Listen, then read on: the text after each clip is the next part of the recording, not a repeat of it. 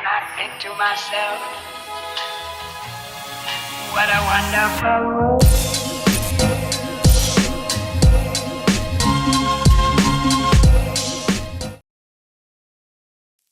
Halo semuanya, selamat datang kembali di Story Film. Kali ini kita akan membahas sebuah film yang berjudul Staring at Strangers. Akan bercerita tentang seorang pria tunawisma yang diam-diam bersembunyi di dalam rumah sebuah keluarga tanpa sepengetahuan mereka. Awalnya dia hanya mencari tempat aman untuk tinggal, tapi semakin lama dia mulai mengenal kebiasaan, rahasia, dan konflik keluarga itu, bahkan yang paling kelam sekalipun. Seiring waktu, pria tersebut justru terjebak dalam permainan berbahaya yang melibatkan perselingkuhan, manipulasi, dan rencana pembunuhan yang terselubung. Yang menarik, film ini bukan cuma soal penyusup misterius, tapi juga tentang siapa yang benar-benar jadi predator dan siapa yang jadi korbannya. Penasaran? Oke lah. Mending kita langsung aja masuk ke alur filmnya. Enjoy the video.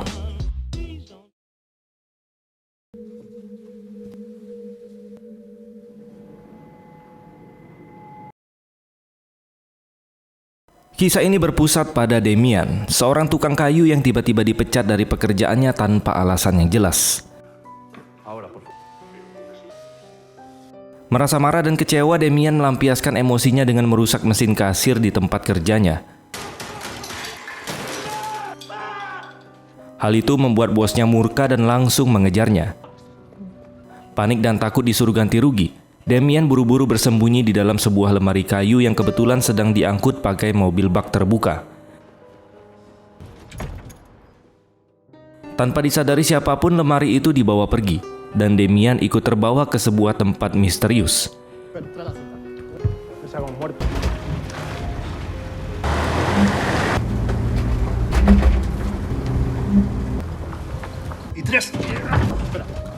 Setibanya di sana, para pekerja yang memindahkan lemari sama sekali nggak sadar kalau ada orang di dalamnya.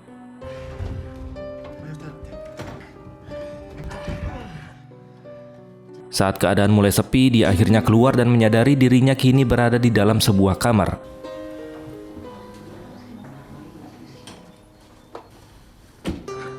Belum sempat mencari jalan keluar, pemilik rumah tiba-tiba datang. Demian pun buru-buru bersembunyi di kolong tempat tidur. Dari situ dia mengintip dua orang sepasang suami istri bernama Lucia dan Fede.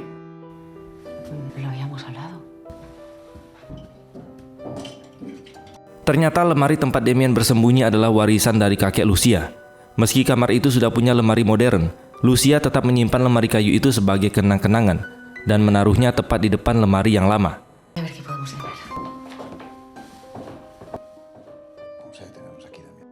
Malam pun tiba. Demian tidur di kolong kasur, tepat di bawah pasangan suami istri tersebut. Saat terbangun, dia terkejut melihat seorang anak perempuan berdiri diam, seolah menyadari keberadaannya. Anak itu perlahan mendekat, membuat suasana makin mencekam. Tapi tiba-tiba, ternyata itu cuma mimpi. Hasil dari rasa takut dan stres yang dialaminya. Ya wajar aja sih, siapa yang gak deg-degan tidur sembunyi di rumah orang. Setelah memastikan semua penghuni rumah sudah tertidur pulas, Demian akhirnya keluar dari persembunyian. Dia buru-buru ke kamar mandi menuntaskan hajat yang dia tahan sejak tadi. Rasa penasaran membawanya menyusuri rumah.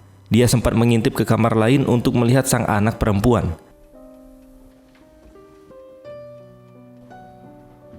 Saat sampai di lantai bawah dan hampir kabur, Demian justru berpikir ulang.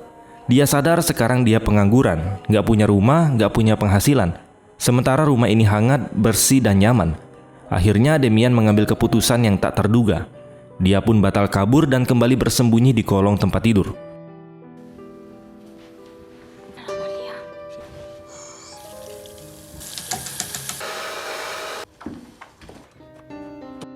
Keesokan paginya, setelah pasangan suami istri itu pergi bekerja dan anak mereka berangkat sekolah, Demian akhirnya leluasa berkeliaran di dalam rumah itu.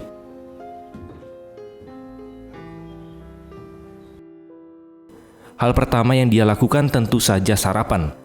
Dan meskipun statusnya cuma penumpang gelap, Demian ternyata cukup punya rasa tanggung jawab. Dia mencuci piring bekas makanannya sendiri, bahkan sekalian membersihkan semua cucian piring milik penghuni rumah.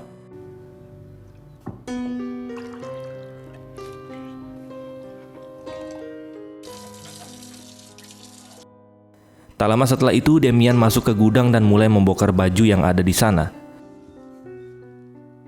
Dia mencari sesuatu yang bisa dipakai, mungkin agar lebih membaur kalau jika nanti harus keluar dari persembunyian.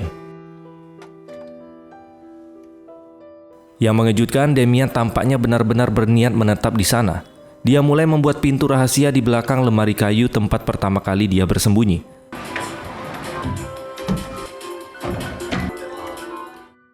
Pintu itu dia hubungkan ke lemari lain di sisi belakang, membentuk ruang tersembunyi di mana hanya dia yang tahu. Sebagai tukang kayu berpengalaman, hal seperti ini bukan perkara sulit baginya. Saat keluarga itu pulang, Lucia langsung heran melihat piring dan gelas yang sudah bersih. Dia menduga anak mereka yang melakukannya. Tapi Fede membantah dengan nada datar. Sejak kapan anak kita rajin beres-beres rumah? Akhirnya mereka pun menyimpulkan, mungkin si Lucia sendiri yang mencuci, tapi dia lupa. Yo no pensé nada, mi vida. Keesokan paginya, begitu semua penghuni rumah pergi beraktivitas, Damian kembali keluar dari persembunyiannya untuk sarapan. Tapi kali ini dia tak hanya mencuci piring dan gelas, dia juga mulai memperbaiki barang-barang rusak di rumah itu. Salah satunya adalah rak buku milik putri pasangan tersebut, yang sudah lama dibiarkan rusak. Lucia pun kembali dibuat bingung. Setiap hari piring-piring selalu bersih tanpa tahu siapa yang melakukannya. Hari demi hari pun berlalu, dan begitulah rutinitas Damian sebagai penumpang gelap di rumah itu. Dia makan, bersih-bersih, dan memperbaiki barang tanpa jejak.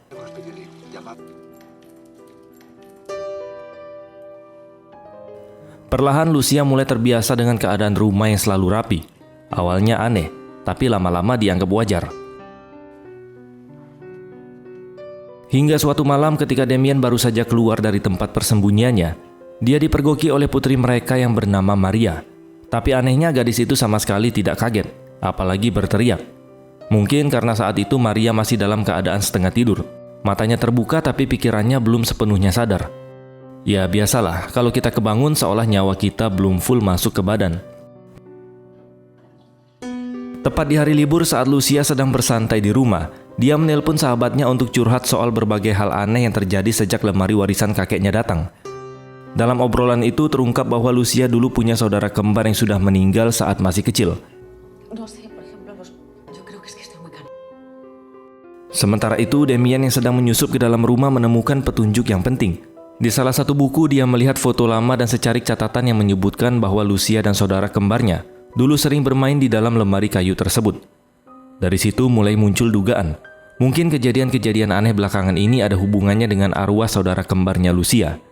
Tapi bukannya takut atau berpikir untuk membuang lemari itu, Lucia justru merasa rindu dengan masa kecilnya.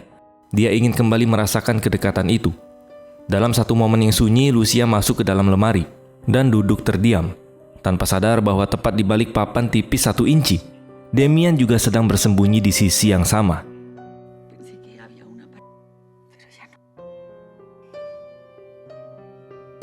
Suatu hari seperti biasa, seluruh penghuni rumah pergi beraktivitas. Tapi Damian mendadak panik saat Maria tiba-tiba pulang lebih awal. Rupanya dia bolos sekolah bersama pacarnya yang bernama Raul. Sebagai pria dewasa, Damian langsung bisa menilai karakter Raul yang terlihat seperti pemuda nakal dan sangat manipulatif. Kecurigaannya makin kuat saat mereka masuk ke kamar dan terdengar suara-suara yang agak sus. Dari balik persembunyiannya, Damian mendengar si Raul membujuk Maria agar mau merekam momen ketika mereka adu mekanik.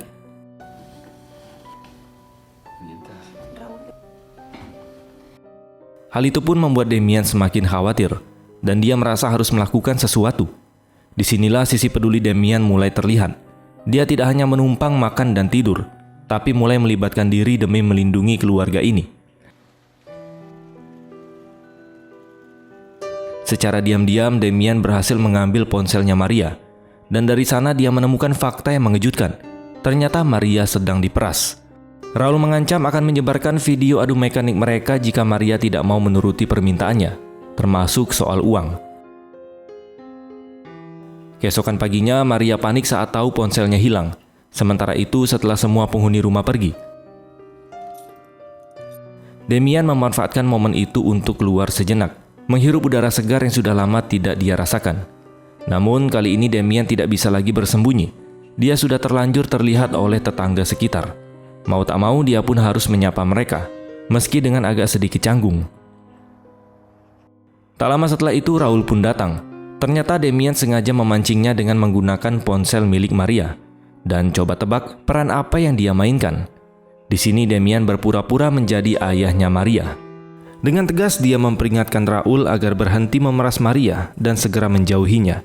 Jika tidak, Demian mengancam akan melaporkan semuanya ke orang tua Maria. Raul yang terdesak pun langsung terdiam, lalu pergi tanpa banyak bicara. Setelah berhasil membantu Maria, Demian kembali memperhatikan Lucia, yang tampak duduk sendirian di dalam lemari kayu. Perlahan Demian mulai terbawa perasaan. Dia merasa seolah benar-benar menjadi bagian dari keluarga ini. Bukan lagi sekedar penumpang gelap, tapi seseorang yang ingin melindungi mereka. Dia sadar betul bahwa kenyataannya tidak begitu, bahwa dia hanyalah orang asing yang tinggal diam-diam di rumah itu. Tapi tetap saja, jika ada sesuatu yang buruk terjadi, Demian merasa tak akan ragu untuk turun tangan membantu.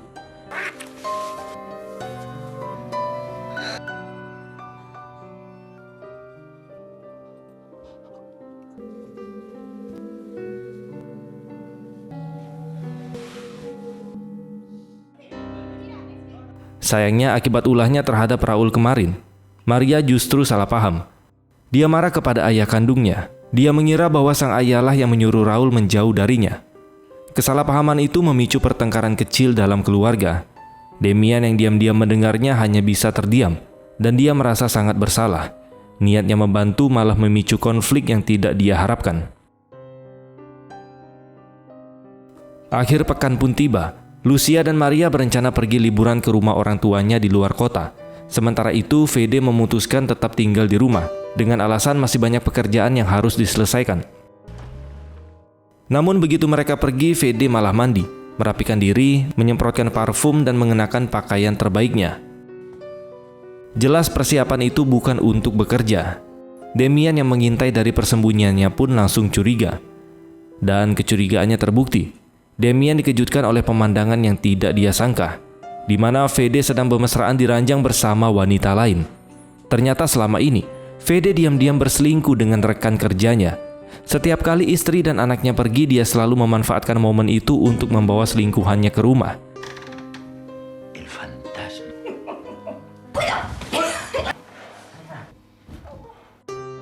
Menjelang malam, wanita yang diketahui bernama Paula itu masih berada di rumah.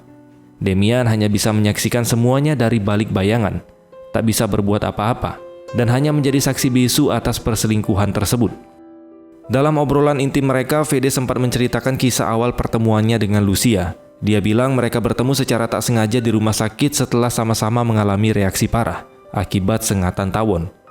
Rupanya keduanya memiliki alergi terhadap sengatan serangga, dan dari situlah kisah cinta mereka bermula. Saat malam tiba dan keduanya tertidur pulas, Demian akhirnya keluar dari tempat persembunyiannya setelah berjam-jam terkurung di dalam lemari. Dia melihat piring-piring kotor berserakan di meja, bekas makan malam Fede dan selingkuhannya. Tapi berbeda dari biasanya, kali ini Demian enggan membersihkan. Dia benar-benar sudah muak. Rasa hormatnya pada Fede sebagai kepala keluarga langsung runtuh seketika setelah tahu bahwa keharmonisan rumah ini justru dirusak dari dalam oleh orang yang seharusnya menjaga mereka. Keesokan paginya ketika Fede pergi mengantar Paula berbelanja ke mall, Demian mengambil keputusan yang drastis. Dia merasa satu-satunya cara untuk menyelamatkan keluarga ini adalah menyingkirkan sumber masalahnya, yaitu si Fede.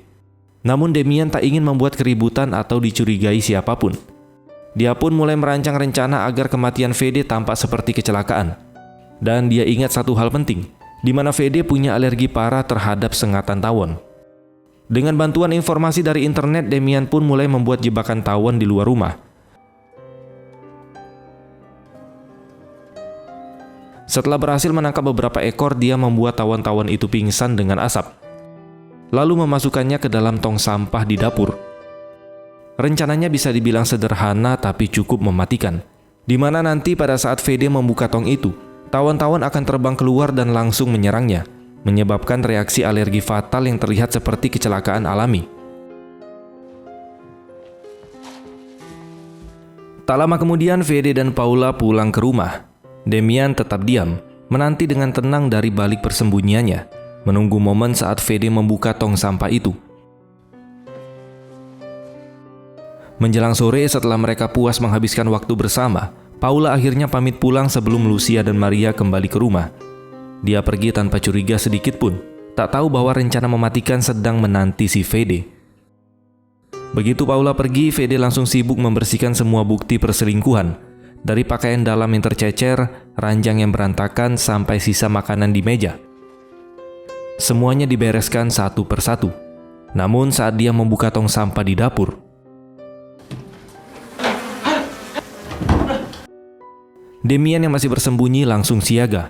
Dia mengenali suara teriakan itu berasal dari Fede yang sedang kesakitan, berteriak-teriak sambil memohon pertolongan. Damian pun keluar perlahan untuk memastikan apa yang terjadi.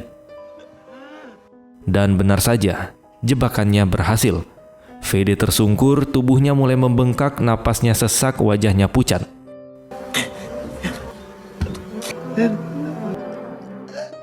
Damian pun duduk di sampingnya, memandang pria yang dulu dia hormati, kini sekarat akibat kesalahan dan pengkhianatannya sendiri. Hingga akhirnya Fede tewas di tempat. Tanpa jejak pertarungan, tanpa kekerasan, hanya oleh sengatan kecil yang mematikan. Mendengar suara mobil di depan rumah, Damian pun buru-buru kembali masuk ke dalam lemari dan menutup pintu rahasia.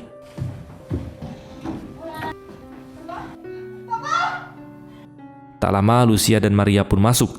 Begitu melihat Fede sudah terbujur kaku di lantai, mereka langsung panik dan menghubungi pihak berwenang. Tidak lama kemudian, polisi pun datang dan mulai memeriksa setiap sudut rumah. Mereka menyelidiki kemungkinan penyebab kematian, tapi tak satu pun menyadari keberadaan pintu rahasia di balik lemari kayu warisan itu. Hasil pemeriksaan menunjukkan adanya bekas sengatan lebah di tubuh Fede. Dengan riwayat alergi yang dia miliki, dugaan bahwa kematiannya disebabkan oleh reaksi fatal pun dianggap masuk akal. Dan akhirnya pihak berwenang menyimpulkan bahwa kejadian ini murni kecelakaan. Kasus pun ditutup dan Damian tetap bersembunyi di balik bayangan. Bukan berarti Damian tidak merasa bersalah. Dia sepenuhnya sadar bahwa tindakannya adalah kesalahan besar. Tapi saat membayangkan Lucia dan Maria harus hidup bersama seorang pengkhianat seperti Fede, Damian merasa tak sanggup membiarkan itu terjadi. Dalam hatinya dia percaya, meski caranya salah, keputusannya mungkin adalah yang terbaik demi masa depan Lucia dan Maria. Setelah kejadian itu, Lucia pun memutuskan untuk menitipkan Maria ke rumah ibunya agar bisa menenangkan diri. Sementara dia sendiri akan memilih tetap tinggal di rumah itu karena dia merasa lebih nyaman dengan kesendiriannya.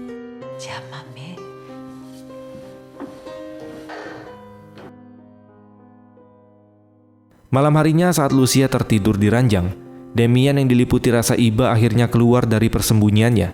Dia naik ke atas ranjang lalu memeluk Lucia dari belakang.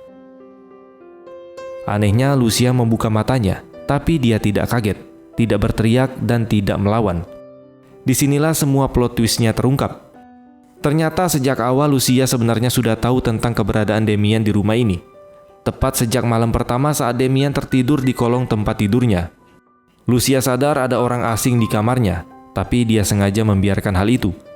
Lucia sudah lama tahu bahwa suaminya berselingkuh, dan saat melihat ada seseorang bersembunyi di rumahnya, dia membiarkan kemungkinan barangkali orang itu akan menjadi alat balas dendam yang tak perlu dia gerakkan sendiri. Namun setelah melihat siapa Damian sebenarnya, rencananya malah berubah. Dia mulai mengatur panggung, mendorong Damian untuk bersimpati, merasa dibutuhkan, dan akhirnya berpihak kepadanya. Tujuannya tetap satu, yaitu menghancurkan suaminya. Dan rencana itu ternyata berhasil. Tanpa jejak, tanpa senjata, tanpa skandal, dan tanpa kekerasan. Semuanya terjadi berkat peran Damian, pria asing yang diam-diam tanpa sadar telah menjadi algojo bagi Lucia. Dan film pun selesai. Ending yang sangat menyembunyikan. Film ini mempertanyakan sejauh mana seseorang rela melakukan hal gila demi melindungi orang yang dia anggap penting. Damian mungkin hanya tamu tak diundang, tapi kehadirannya justru mengubah nasib satu keluarga, entah ke arah yang lebih baik atau lebih buruk. Sepanjang cerita kita diajak melihat dua sisi kebenaran. Damian merasa tindakannya benar karena dia menyingkirkan orang yang merusak keluarga ini. Namun di balik layar, Lucia ternyata memanfaatkan keberadaan Damian untuk membalas dendam pada suaminya. Artinya tidak ada yang benar-benar polos di sini. Semuanya punya rahasia dan punya tujuan tersembunyi. Akhirnya film ini menunjukkan bahwa kejahatan tidak selalu datang dari orang luar. Kadang justru orang yang kita biarkan masuk ke hidup kita lah yang membawa kita pada titik tanpa jalan kembali. Dan ketika semuanya sudah terjadi, penyesalan hanyalah cerita yang kita ceritakan pada diri sendiri untuk membuat kita merasa sedikit lebih baik. Oke lah teman-teman, mungkin ini aja yang bisa kita bahas pada kesempatan kali ini. Terima kasih sudah menonton dan sampai jumpa di next video.